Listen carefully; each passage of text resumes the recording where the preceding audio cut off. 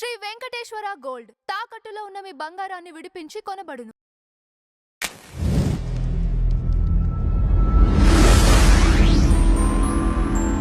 Sir నమస్కారం. నమస్తే. Sir Vijendra Prasad గారి పైన కేసు ఫైల్ అయినట్లు తెలుస్తోంది. అసలు ఎందువల్ల ఆయన పైన కేసు ఫైల్ అయింది? ఆయన చేసిన కామెంట్స్ ఏంటి సార్ అంబేద్కర్ గారి పైన? అంటే ఇక్కడ అంబేద్కర్ మీద ఆ రోజు ఆయన మాట్లాడుతూ ముందు నన్ను క్షమించండి అన్నాడు. ఆయన క్షమించండి అని చెబుతూ మా పూర్వీకులు చాలా కుల వివక్షతతో వ్యవహరించారు, చాలామందిని హెరాస్ చేశారు, ఇవన్నీ చెప్పాడు ఆయన. చెప్పి అయితే మా తండ్రి గారికి ఇది లేదు, మా తండ్రి గారు చాలా అంటే అన్ని కులాలని సమానంగా చూసేటువంటి ఒక దృక్పథంతో ఉండేవాడు ఆయన. అందుకని నా మిత్రుడు ఒక ఆయన మాల కమ్యూనిటీకి చెందిన అతను ఉండేవాడు. అతని చదువు అదంతా మా ఫాదరే నాతో పాటు చూసుకున్నాడు అతన్ని కూడా. కాబట్టి అక్కడి నుంచి కొంత మార్పు మొదలైంది మా జీవితాల్లో అన్నట్టుగా చెబుతూ, అయినప్పటికీ మా పూర్వీకులు మాకు ఆస్తులు బాగా ఉన్న రోజుల్లో జరిగినటువంటి కొన్ని దుర్మార్గాలకి నేను ఇప్పుడు క్షమాపణ వేడుకుంటున్నాను అని చెప్పాడు ఆయన.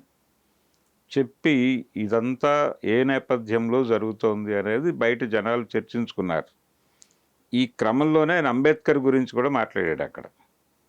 అంబేద్కర్ గురించి మాట్లాడుతూ మహత్ చెరువు తాలూకా సంఘటనని రిప్రజెంట్ చేస్తూ కొంత ఒక కథ ఏదో రాస్తున్నట్టుగా చెప్పాడు ఆయన. అంబేద్కర్ ప్రాజెక్టుకి తను పనిచేస్తున్నట్టుగా చెబుతూ, అంటే బొమ్మక్ మురళి అని ఒక ప్రొడ్యూసర్ ఉన్నాడు, వీళ్ళందరూ కలిసి ఏదో ప్రాజెక్ట్ చేస్తున్నట్టుగా అనిపించింది అంబేద్కర్ మీద. కొంతమంది ఇంటలెక్చువల్స్తో కూడా ఈ మధ్య ఆయన సమావేశం అయ్యాడు విజేంద్ర ప్రసాద్ గారు. బహుశా అది కూడా ఆ ప్రాజెక్టు గురించే అయి ఉండొచ్చు. దానిలో ఆ సందర్భంగా చాలా రీసెర్చ్ చేశాను అంబేద్కర్ జీవితం మీద అని చెప్పుకున్నాడు వేదిక మీద. ఆయన చెప్పుకుని ఆయన చెప్పినటువంటి సంఘటనలు అంటే అవి హృదయ విదారకంగా అనిపించినాయి, కానీ ఆ స్థాయిలో అలా జరగలేదు ఒకటి. రెండోది ఆయన చెప్పిన వరుస క్రమం తప్పు. మహత్ చెరువు సంఘటన తర్వాత జరిగిన దానికి ముందు జరిగినటువంటి సంఘటనలు ఆయన చెప్పాడు. దానికిను ఆయన చెప్పిన సంఘటనలకి ఎక్కడా కూడా పొంతన కుదరలేదు. బయట అంటే అంబేద్కర్ చరిత్రని అధ్యయనం చేసిన వాళ్ళ వైపు నుంచి వస్తున్నటువంటి విమర్శ అది. అలాగే అంబేద్కర్ని ఆయన బాధలు, ఆయన బాధపడ్డాడు, ఆయన చాలా సఫర్ అయ్యాడు జీవితంలో, ఇవన్నీ చూపించడానికి హృదయం ద్రవించే పద్ధతిలో కొన్ని సంఘటనలు వీళ్ళు సినిమాటిక్గా కూడా లిబర్టీ తీసుకుని కల్పించి ఉండొచ్చు. అది అంటే కుల వివక్ష తాలూకా డోసేజ్ని చెప్పడం కోసం ఒక ప్రయత్నం జరిగి ఉండొచ్చు సినిమాలో, సినిమాటిక్గా. ఆ ఓవర్ డ్రామటైజేషన్ని ఆయన మాట్లాడాడు అక్కడ. అంటే ఎవరో మూత్రం పట్టి మొహం మీద కొట్టారు, ఇలాంటివి కూడా మాట్లాడాడు ఆయన. ఇవి కొంచెం అసలు ఎక్కడి నుంచి రికార్డ్ తీసుకున్నాడు ఈయన, రీసెర్చ్ ఎక్కడి నుంచి తీసుకున్నాడు, ఈ సంఘటనలకి పునాది ఏమిటి అని చెప్పి చాలామంది దళితులు వీడియోలు చేసి సోషల్ మీడియాలో సర్క్యులేట్ చేశారు. కొన్ని చోట్ల ప్రత్యేకంగా సమావేశాలు నిర్వహిస్తున్నారు. అంటే అంబేద్కర్ని ప్రాపర్గా చదవలేదు, చదవకుండా ఏదో తీస్తున్నారు వీళ్ళు. రెండోది విజేంద్ర ప్రసాద్ గారి మీద ప్రపంచానికి ఒక సందేహం ఉంది. ఈయన చేసే సినిమాల్లో ఆయన RRR పర్టికులర్గా కొంచెం ఆయన కాషాయానికి దగ్గరగా ఉంటాడు, సంఘ్ పరివారికి దగ్గరగా ఉంటాడు అనే అభిప్రాయం కూడా అందరికీ ఉంది. అది ఆయన సినిమాల్లో కనిపిస్తుంది ఆ ధోరణి. అంటే RRR సినిమాలో వాళ్ళిద్దరిని రామాంజనేయులుగా మారుస్తాడు చివరిలో. రామ్ చరణ్ రాముడుగాను, ఎన్టీఆర్ని ఆంజనేయ స్వామిగాను అలా చూపించేటువంటి సంఘటన ఒకటి ఉంటుంది. కాబట్టి ఈయన రూటెడ్గానే, అలాగే ఆయన చేసినటువంటి హిందీ సినిమాలకు ఆయన రాసిన కథలు, కంగనా రనౌత్కి ఆయన ఇచ్చినటువంటి కథలు, వీటన్నిటిలోనూ RSSకి కొంచెం దగ్గరగా కనిపిస్తాడు ఆయన. ఈ సంఘ్ పరివారు నాగపూర్కి కనెక్ట్ అయి ఉన్నటువంటి ఈ మనిషి అంబేద్కర్ మీద సినిమా ఎలా తీస్తున్నాడు అంటే వాళ్ళు కూడా అంబేద్కర్ని ఓన్ చేసుకునే ప్రయత్నం ఒకటి చేస్తున్నారు. కానీ దాన్ని వీళ్ళు యాక్సెప్ట్ చేయట్లేదు, దళిత సంఘాలు యాక్సెప్ట్ చేయట్లేదు. వాళ్ళ కోణంలో అంబేద్కర్ని విశ్లేషించటం అంటే అంబేద్కర్ పోరాటం మొదటి నుంచి వాళ్ళతోనే నడిచింది. ఈయనేమో వాళ్ళ దగ్గర కూర్చుని ఈయన కథను తీసే ప్రయత్నం చేస్తున్నాడు అనేది వీళ్ళకి అభ్యంతరం. అలాగే ఈయన చరిత్ర క్రమాన్ని మార్చేస్తున్నాడు అనేది ఒక ఎలిగేషను. జరగనివి కూడా కొన్ని జొప్పించేసి సినిమాటిక్గా దాన్ని ఎమోషన్ రైజ్ చేయటం కోసం కొన్ని ప్రయత్నాలు జరుగుతున్నాయి, కల్పనలు జరుగుతున్నాయి.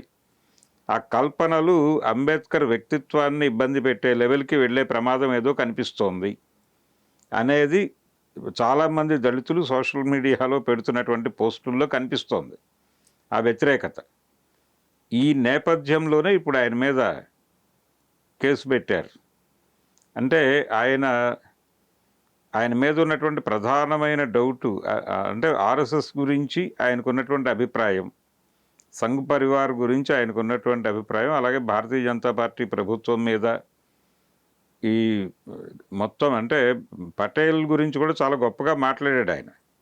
పటేల్ నిషేధించినటువంటి ఆర్ఎస్ఎస్ గురించి, అంటే ఆ రోజుల్లో గాంధీ హత్య జరిగిన సందర్భంగా నిషేధించారు. తర్వాత మళ్ళీ ఆ బ్యాన్ తీసేశారు. ఓ 2 ఇయర్స్ కూడా లేదు, అది కొన్ని నెలల్లోనే తీసేశారు. కాబట్టి ఈ ప్రయాణంలో ఈయన చాలా సందర్భాల్లో వాళ్ళందరి గురించి మాట్లాడాడు. అలాగే రాజమౌళి ఒక ఇంగ్లీష్ పత్రికకి RRR సినిమా సందర్భంగా ఒక ఇంటర్వ్యూ ఇచ్చాడు ఒక అమెరికన్ మ్యాగజైన్కి. అందులో మా ఫాదర్ ఆర్ఎస్ఎస్ చరిత్రని సినిమాగా తీయబోతున్నారు అనే మాట చెప్పాడు ఆయన. గోల్వాల్కర్ చరిత్రని సినిమాగా తీస్తూ దానిలో శ్యామాప్రసాద్ ముఖర్జీ వీళ్ళందరి క్యారెక్టర్లు ఉంటే ఆయన కాశ్మీర్లో చనిపోయాడు. ఆ ఇన్సిడెంట్లు చదివినప్పుడు నాకు కళ్ళం బట్టి నీళ్ళు వచ్చేసినాయని చెప్పాడు ఆయన రాజమౌళి.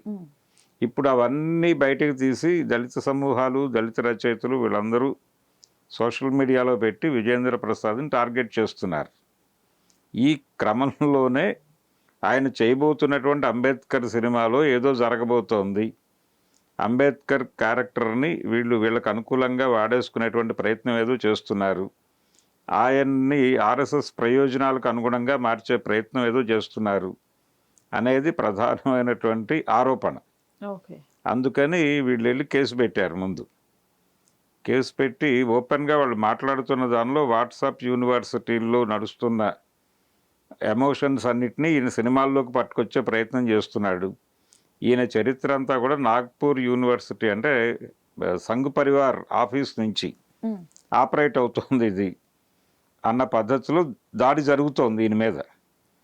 దాన్నే దాదాపుగా ఆ కేసులో కూడా అదే మెన్షన్ చేశారు వాళ్ళు.